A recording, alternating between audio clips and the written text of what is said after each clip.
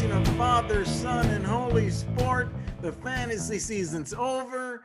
The winners have been crowned out there. Congratulations to all the winners and to the rest of you. We got 2021 to look forward to. The NFL draft is in April. Yep. It's New Year's, everybody, and it's G-Man and it's Team Money What's going kicking on? it off for you, bringing home the new year, Team Money. Oh, yeah. How you feeling these days? Feeling good. Happy New Year, everybody. It's our New Year's special. We're going to focus on some college football games that are on New Year's Day. Excited for that. And so we got a special episode for you guys. Looking forward to it. What in the world is going on out there in the world of sports, Team Monies? We transition to a little college football. We got the NFL playoffs coming up, but we still have a little bit of NFL fantasy to talk about today too. But this is our college bowl special, man. Yes. We got New Year's Day coming up with all the games. The Big Six are coming at us here, and your team UC is going to try to give it a run against Georgia. Yep, it's going to be fun. It's going to be fun. Yeah, I think the biggest thing that sticks out right now is the Heisman race. You know, you got Mac Jones and Devontae Smith looking to become one of the first 1-2 finishes in a couple decades here from the same team. And Kyle Trask, give them a run for their money there. Through 11 games, actually has a better statistical season than Joe Burrow did. The only problem is the last 3 games of the season, Joe Burrow threw for 16 touchdowns. So I don't know if Kyle Trask has a say in winning that Heisman. I think it comes down to Mac Jones, Devontae Smith, and I'm going Devontae Smith. He's already won the college football AP Player of the Year, but I think he's going to win this Heisman. Mac Jones just doesn't bring any spark to the conversation. He does. First receiver to potentially win it since 1991. And think of this, all these phenomenal receivers that have come out of Alabama. You got Jerry Jeudy last year. You had Julio Jones, Amari Cooper. This guy set the record for most touchdown receptions in Alabama school history. I think it should be him. Yeah, I agree with you, man. I think he's the guy. He's the new career leader for receiving yards, 3,260 receiving yards and touchdown catches, as you said, 40 for Devontae Smith. He hauled in 15 catches and 184 yards in the SEC championship game. And I think that's what took him over the edge. Yeah. And in Vegas, he took the lead over Mac Jones there with that SEC championship game where he kind of lit it up. Oh, yeah. And the question is, who's making who better? You know, which one of those two guys is making who's better? Is he making Mac Jones better? Yeah, I think that Mac Jones couldn't do this without them. I think the really big highlight is you think it'd be Mac Jones because of all the talent surrounding them. But when Waddle, the other receiver on the other side over there, was out for a few games, he's a top 5 receiver in college football. They end up going even crazier statistically together, does Smith. He has even better games when they know they're going to double cover him because that Waddle's not in the game. So I think that's what sticks out to me is even when his counterpart isn't there and he knows he's getting doubled, he's still putting up crazy numbers. But it's between those two guys, no doubt. And they're the only one from the same team to finish 1-2 in the AP Player of the Year. Yeah. Alabama has 1-2 finish there. First time it's ever happened in the AP Player of the Year. Yeah. So it's going to be interesting. And speaking of Alabama, it's going to be interesting to see this Notre Dame team can keep up with them. Hey, it's this Friday, man. Everybody's going to start seeing this tape on Wednesday. Mm-hmm. And this Friday, it goes down on New Year's Day. Yeah, it's going to be really interesting. Notre Dame's about a 20-point underdog here. They just got blown off the field by Clemson. Man, I don't know if Ian Book can carry this team. He doesn't seem like one of those quarterbacks that's a game changer. Seems more game manager-ish to me. I don't know. I mean, I don't think they can keep up with him. Well, Notre Dame goes in as the biggest dog in the history of the college football playoff. Yeah. Can they do it? Yes. They have pulled off big wins before. Mm-hmm. But the more pertinent question is, can they cover the spread, which is 20 points? The largest spread part of this was Alabama, 15-point favorite over Oklahoma in 2018. I don't know if you remember the Oklahoma game in 2018. Yeah. Kyler Murray and CeeDee Lamb came back. They were down 21-0. They went down and they came back. They put up 34 points and they covered the spread. Yeah. It's going to be interesting. I just think you saw the last game where they were just outclassed. They beat Clemson when they didn't have Trevor Lawrence. They didn't have 3 of their best defensive players on the field. Then they get everyone back, everyone healthy. It was a 24-point victory. It could have been a 44-point victory. They pulled Trevor Lawrence in the fourth quarter. I mean, it was just already over after the gun. It was a massacre. So I think Notre Dame gets blown off this field. I think there's just a huge gap between Alabama, Clemson, Ohio State, and then everyone else. But we got our picks coming up. I'm going to talk more about that too, but I'm with you, man. Yeah, yeah. And then speaking of those other New Year's Day games, which one are you most excited to see outside of the college football? Well, outside of the college football, I'm going after your UC Bearcats, yeah? man. I Oh, like the UC Bearcats. Okay, it's I gonna mean, be a that fun one. Chick-fil-A Peach Bowl, number 9 Georgia. They're 7-point favorites versus the number 8 Cincinnati Bearcats. I know that number 8 ticks you Mhm. off, but they That got a ticks me chance off. here to prove it on New Year's Day. It's a triple header on New Year's Day. The noon game is this big one at the Peach Bowl. Yeah, And then we got, of course, the Notre Dame and Buckeye game comes after that. yeah. But the first game is Georgia Cincinnati, which is going to be awesome. And that's why I think that's the most interesting. I think the game within the game to look at is Desmond Ridder, the quarterback of UC, the stats he has put up. I mean, he's All-American with Oh, the stats yeah. he's putting up. Oh, yeah. And he's up against that Georgia defense. Who's going to win that battle? Yeah, it's going to be interesting. I would have chosen that game, but out of respect for not being such a homer, I chose the Texas A&M North Carolina game. Ah, I think this is a big one for Texas A&M. It's going to be interesting to see them play against another ranked team. They beat Florida, great win. None of their other wins have come versus a team with a winning record. So can they really live up to the hype of them wanting the respect of being in the college football playoff? North Carolina just rushed for, I think, over 400 yards versus Miami. I mean, it was a complete throttling. So can they beat a good team, North Carolina, looking for a statement win to maybe bump them up in the top 10 and give some respect to the ACC? I think that's a really intriguing game. Obviously, the part of me is going to be rooting for Cincinnati, and I know that game's going to be fun. But outside of that, the Texas A&M one really intrigues me. hey, let's lean toward the middle. Look at these outfits here. Oh, To yeah. all our fans out there, we got dressed up for you tonight. We got the bow ties, T Money and G-Man bringing it to you on our New Year's Eve Bowl special. And we got a trivia of the week to give you here first as we move on to our Woundwise IQ trivia of the week, sponsored by Woundwise. Woundwise IQ is a patented mobile imaging and analytics software app that's used by leading physicians and nurses caring for people with chronic wounds. Learn more at woundwiseiq.com.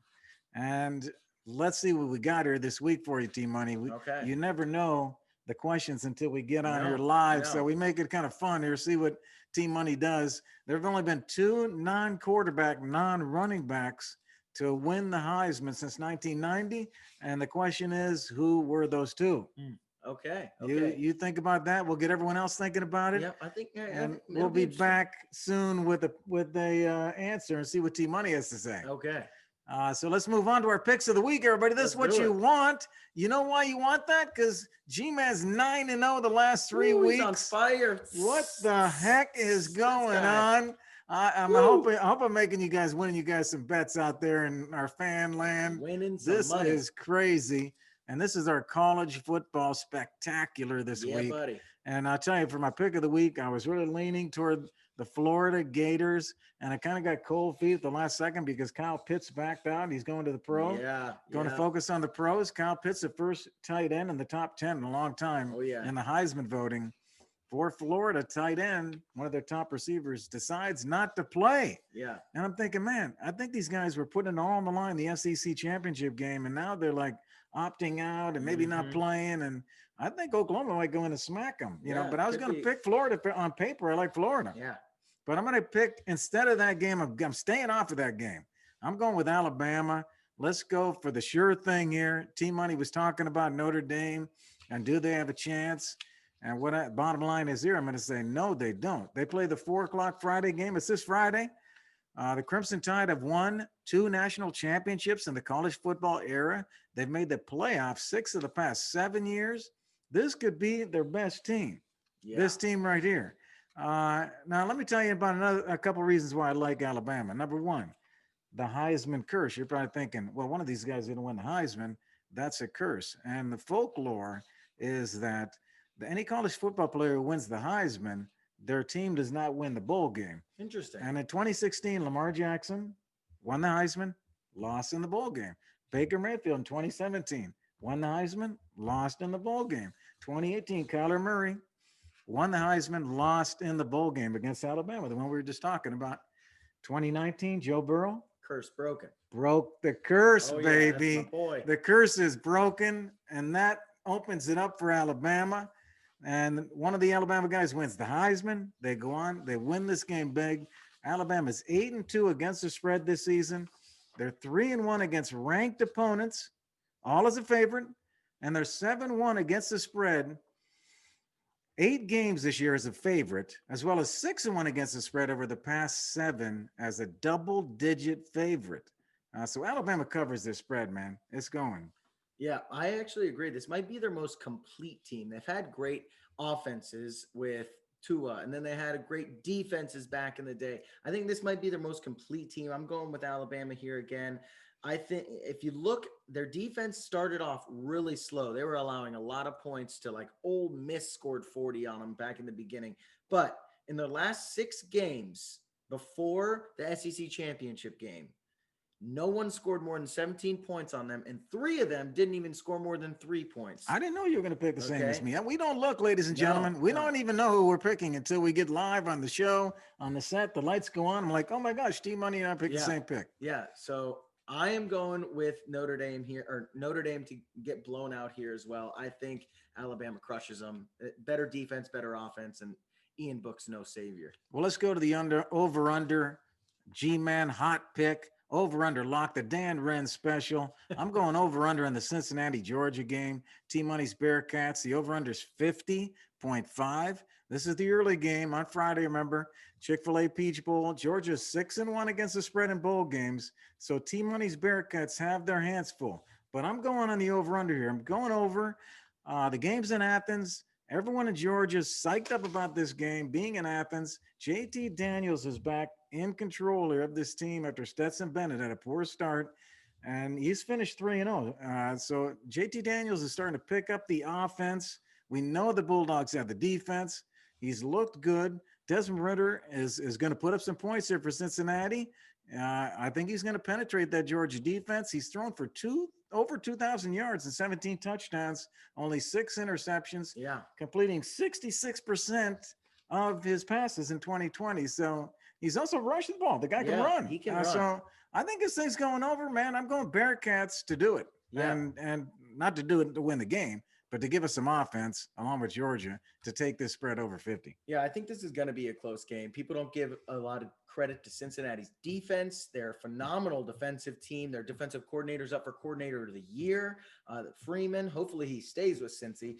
And Georgia, I don't think they're going to be as passionate about this game. They really don't have anything to win for here. So I think it's going to be sloppy on Georgia's side, and Cincinnati's going to come to play. So I think they can easily cover this almost touchdown spread here. Okay, the other stats are the overs 4-0 in Georgia's past 4 games, and the Bearcats went over in their last 3. So Okay. these teams are They going like over. to score. This could be a shootout kind of thing, which will be surprising to a lot of people. Yeah.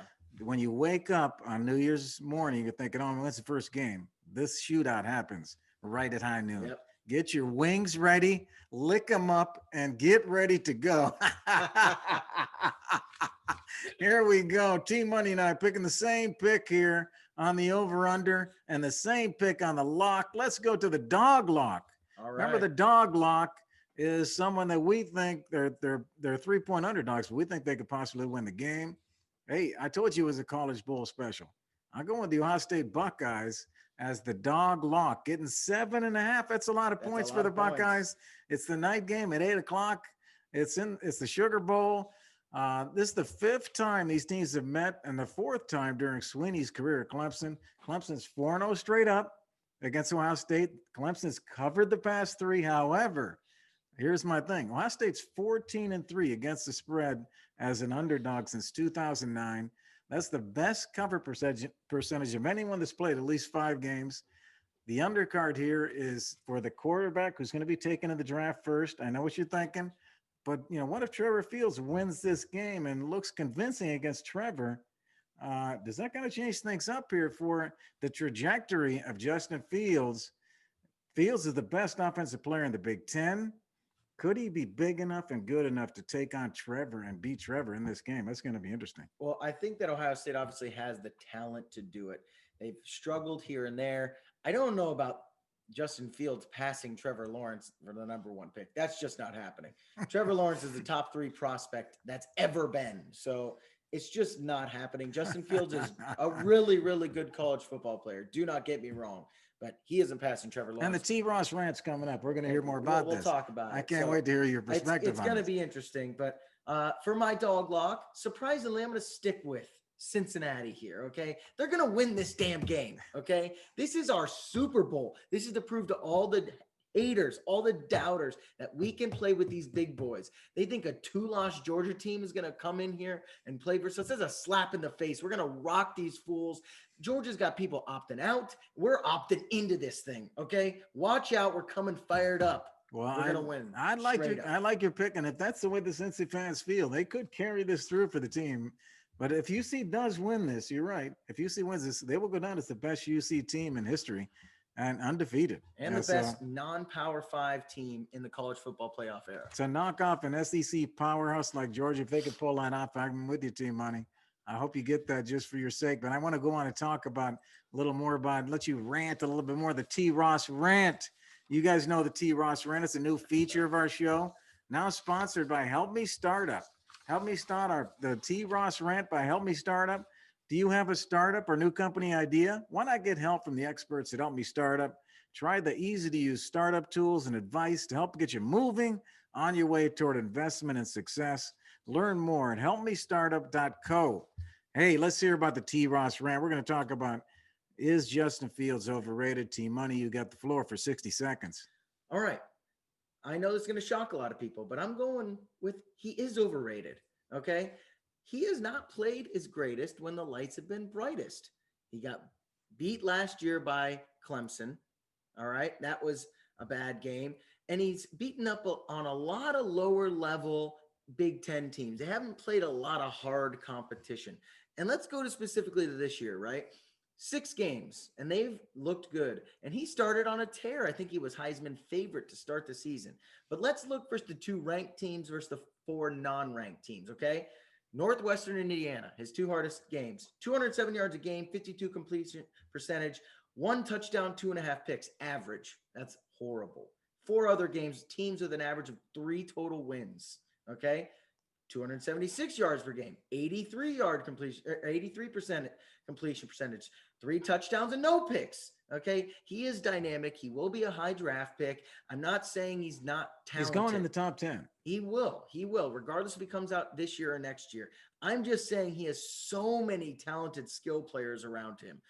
All those receivers are studs. I just think when he doesn't have the talent around him, or he is under stress versus good to great teams, he can't put up these similar dominant performances that you need to be successful at in the next level when you don't have the best player on the field every time. So I think he's a little overrated and overhyped. Not that he's bad. I think he's solid. I just think everyone thought he was the second coming of Jesus there for a little bit. And I just think, hey, let's start with like Luke or John, or something first. Let's start with a disciple. He's not Jesus.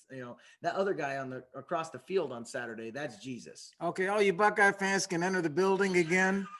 We had to get the Buckeye fans out of the building for this rant of Team Money's. And get out of here. Okay. Team Money's in Buckeye country here. We made him disappear there for a second, but we accept all points of view here in Columbus, Ohio. But of course we love Justin Fields. With Team Money, he's a smart guy. He's a future ESPN analyst. I mean, the guy's, got a respectable opinion. I respect your opinion, man. Thank you, Gary. Yes. But if Justin Fields, let me ask you a question. If Justin Fields were to win this game and his stats were better than Trevor Lawrence, would you think that would quiet his critics? A little bit. I would think so too. At least this year. Okay. I think it would help me quiet. If he goes out there and throws 2 touchdowns and 2 picks for 300 yards, it's not going to impress me.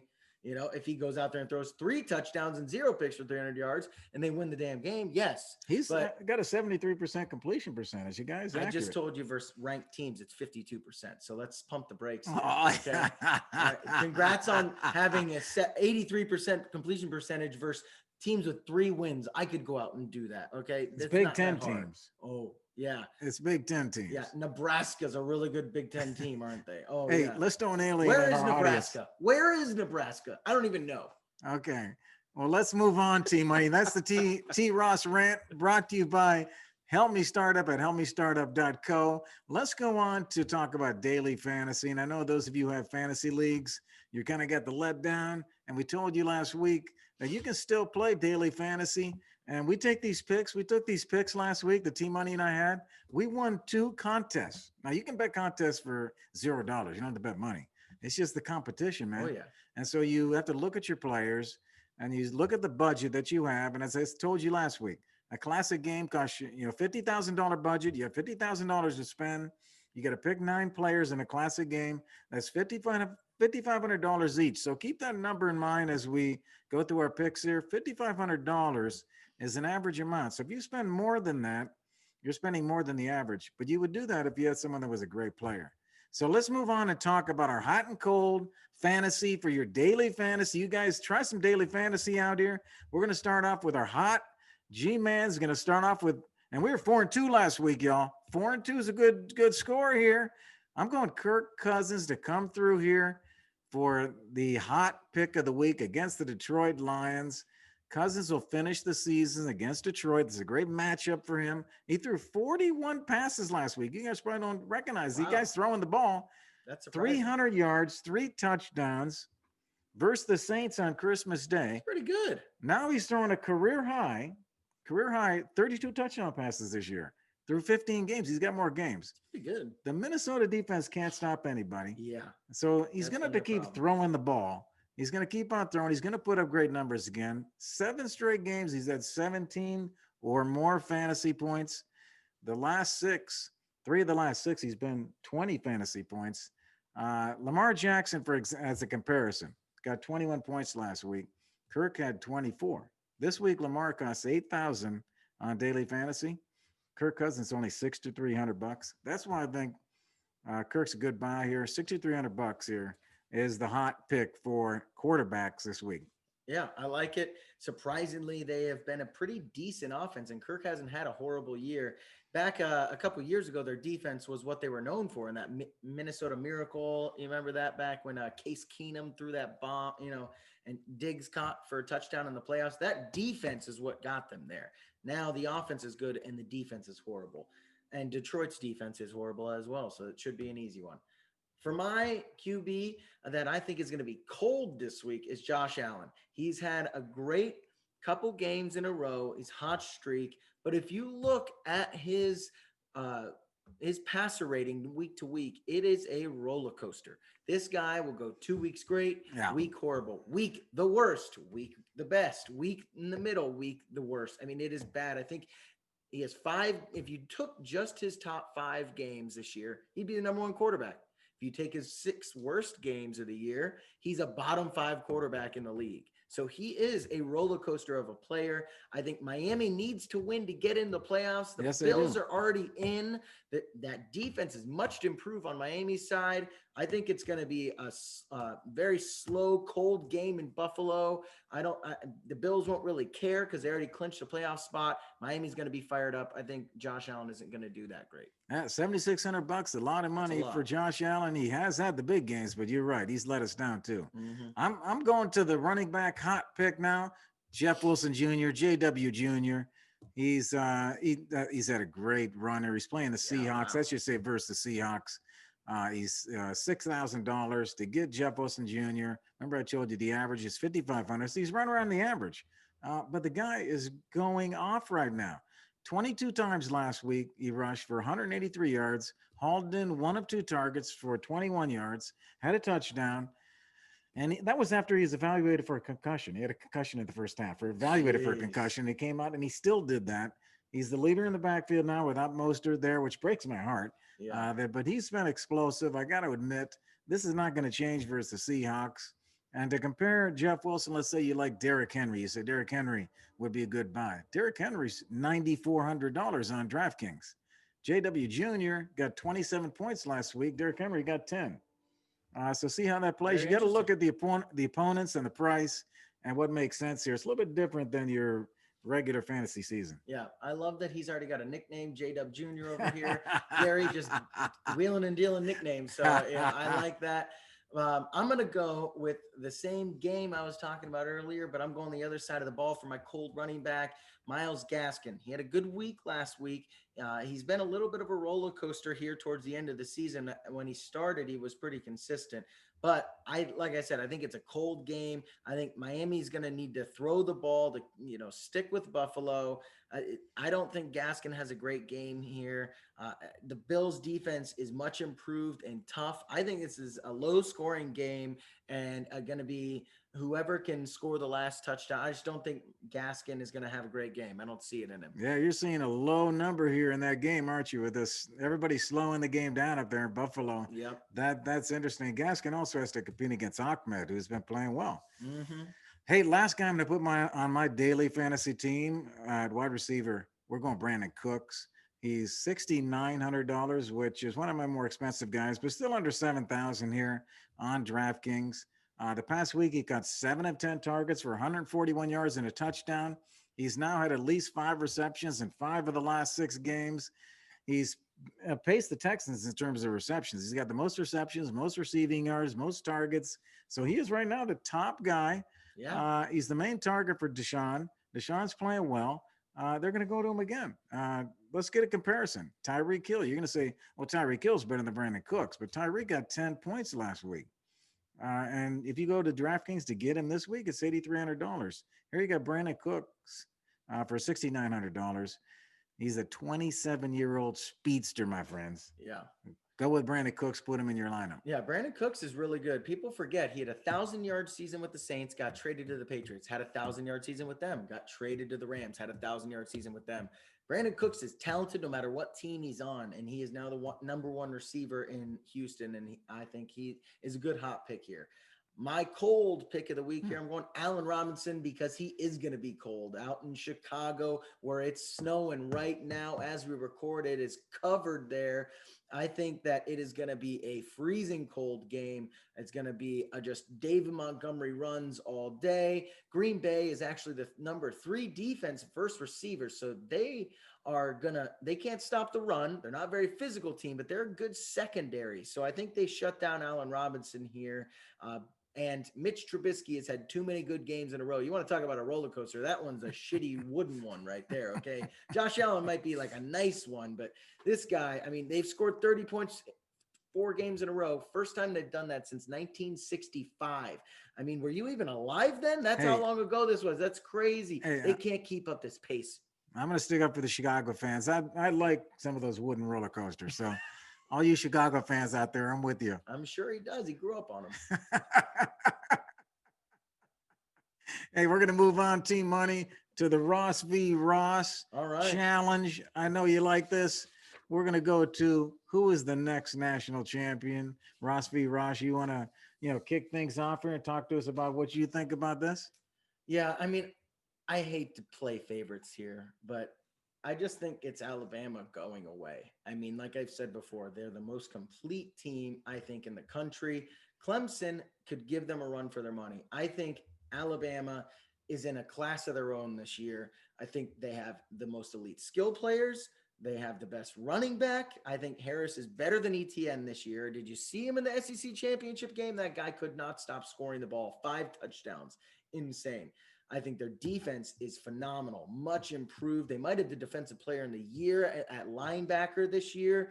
I mean, they are just stacked at every position, and they have 2 Heisman front runners. I know Trevor Lawrence is supposed to be, but he hasn't played insane this year. Now, his prospect, he's great, but I just think Clemson hasn't looked amazing this year like they have in the past. I think their defense is a little less than what they were. I think their skill players a little less than what they've been, and they're getting a little complacent here. I think that Alabama just runs away with this one. Well, I already told you I thought Ohio State was going to beat Clemson, or at least give them a run and definitely cover the spread. And so I think Ohio State, with a little bit of luck, upsets Clemson, goes against Alabama, and Ohio State takes that title in a big upset. against Alabama. They'll probably be a double-digit dog in Yeah, that game yeah, they will and have be. to pull it out. But man, these Buckeye fans want this thing, and the Buckeye team wants it. We got Ryan Day, who's no drop off from Urban Meyer. He just picked it up and started running. We're going to take this title, man. I mean, I don't know about no drop off. Did you watch the I don't know. Northwestern Big Ten championship game? I mean, that was a bad coaching game there. It was they needed to run 330 yards to barely win that game versus a crappy Northwestern team. I don't know if Ryan Day is a bad coach, but he is an Urban Meyer. Let's pump the brakes.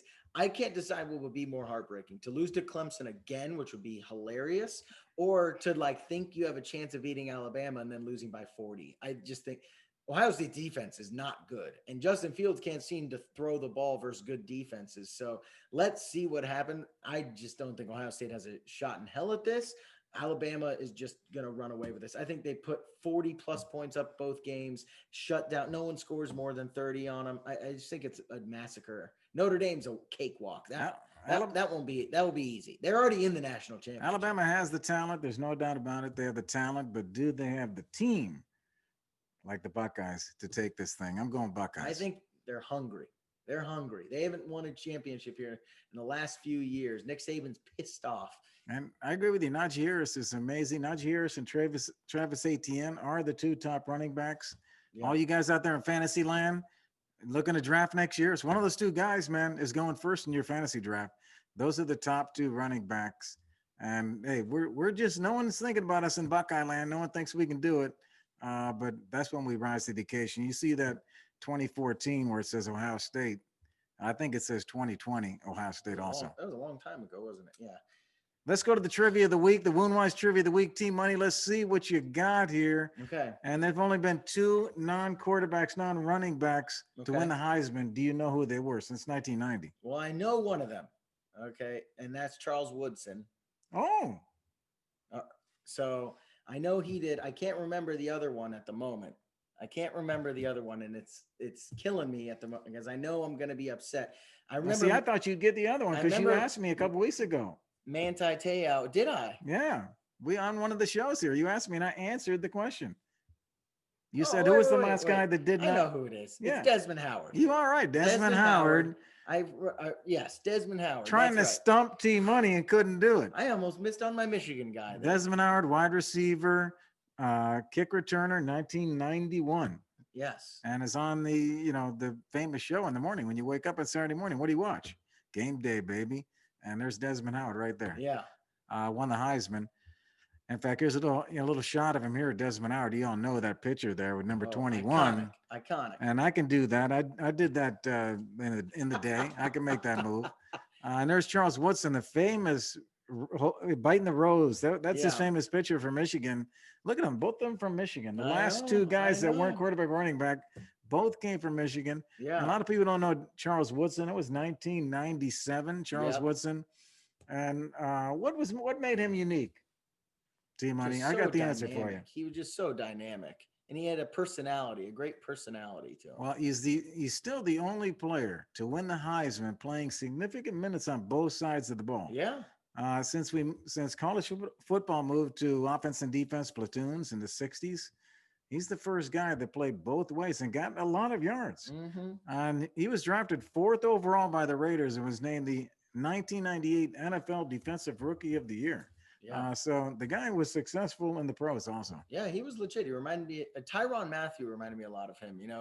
Really good ball hawk, but also played a lot of offense too. It's not like it used to be with Woodson back in the day, but those two great Michigan guys, represent my Michigan fans out there. It's just great that we're the only two. Probably not anymore, though. Devontae Smith is probably going to take home Heisman here. Well, the other unique thing about Woodson is he was born in Fremont, Ohio, just up the road here from Columbus. He was, as a senior in high school, the Ohio Player of the Year. We let him get away from Buckeye Land, and look at the guy. He's legendary. Yep. So the 4 finalists are named now for the Heisman. The actual vote is done, but the presentation is next Tuesday. And I had another trivia for you. Okay. In regard to the Heisman, there were there's 2 juniors and 2 seniors in this final 4 Mhm. that we're looking at here. We got, the Alabama, two from Alabama, Trevor Lawrence and Kyle Trask, 2 juniors, 2 seniors. There's only 2 freshmen who have ever won the Heisman, and they did it in back-to-back years. Do you know who those were? I actually do know who this is. Oh my gosh. Okay, and they are redshirt freshmen. I hate that they say this. It was Johnny Manziel, Right. and then it was Jameis Winston. You're right. And they were both redshirt freshmen. They weren't Doggone actual Team freshmen. I'm trying to stump you, man, but I can't. I'm trying I'm to on it stump today, man. Team Money, knew 2012, this. 2013, Manziel in 2012. Winston comes and wins it in 2013, becoming the youngest ever. Winston is the youngest ever at 19 years old. Can you imagine that? Crazy. At 19, taking home the Heisman Yep. as the best player. It's Heisman week. It's college football week. It's college playoff yeah. week. It's the college football spectacular. Look at us sporting the bow ties and the hats here Looking for good y'all. for you guys. And this college football week that we got going here, Team Money, we're winding things up here.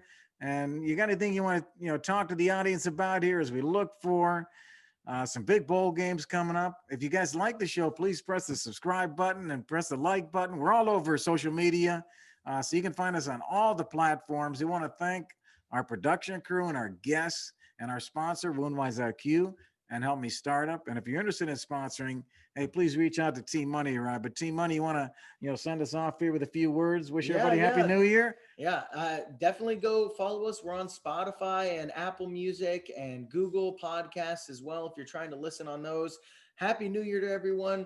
Go Bearcats. Enjoy the new year. Get some wings in you. And we'll be watching and talking to you guys soon. Father, Son, and Holy Sport. Go get it. See ya. Toot, toot.